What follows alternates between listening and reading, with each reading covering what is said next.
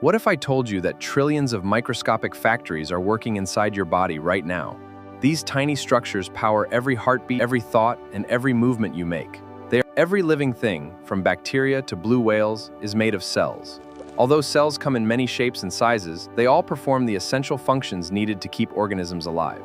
All cells share three important features: a protective cell membrane, a jelly-like cytoplasm, and DNA, the genetic instruction manual that tells the cell exactly what to do.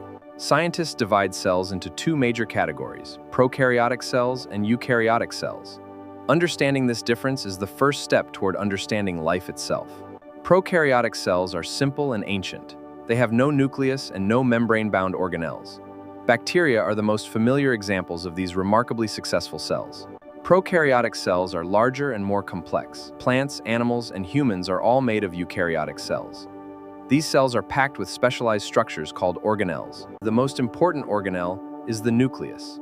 Think of it as the cell's command center, storing DNA and controlling nearly every activity taking place inside. Inside the nucleus is the nucleolus, a small but busy structure that produces ribosomes, the molecular machines responsible for building proteins. Proteins are essential for life. They build tissues, carry signals, catalyze reactions, and perform thousands of tasks that keep cells functioning properly. Ribosomes may float freely in the cytoplasm or attach to the rough endoplasmic reticulum, creating one of the cell's most important protein production systems. The endoplasmic reticulum, often called the ER, acts like an intracellular highway, transporting proteins and other materials throughout the cell. Next comes the Golgi apparatus, the cell's packaging and shipping center. Here, proteins are modified, sorted, and prepared for delivery to their final destinations.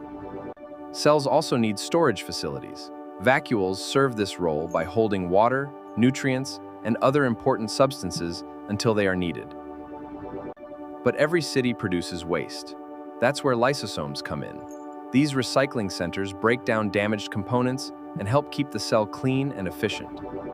Now let's visit the powerhouse of the cell, the mitochondrion.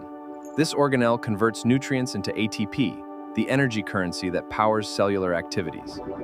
Every heartbeat, muscle contraction, and nerve signal depends on ATP. Cells that require more energy often contain thousands of mitochondria. Every heartbeat, to maintain its shape, the cell relies on the cytoskeleton, a network of protein fibers that acts like scaffolding and transportation routes.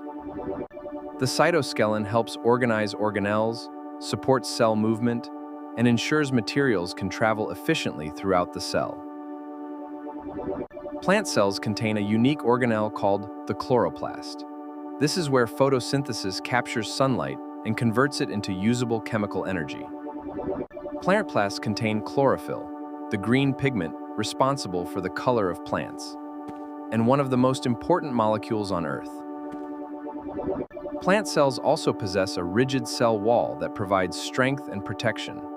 Animal cells, however, rely only on their flexible cell membrane. Some cells have cilia. These are tiny hair-like structures that move rhythmically.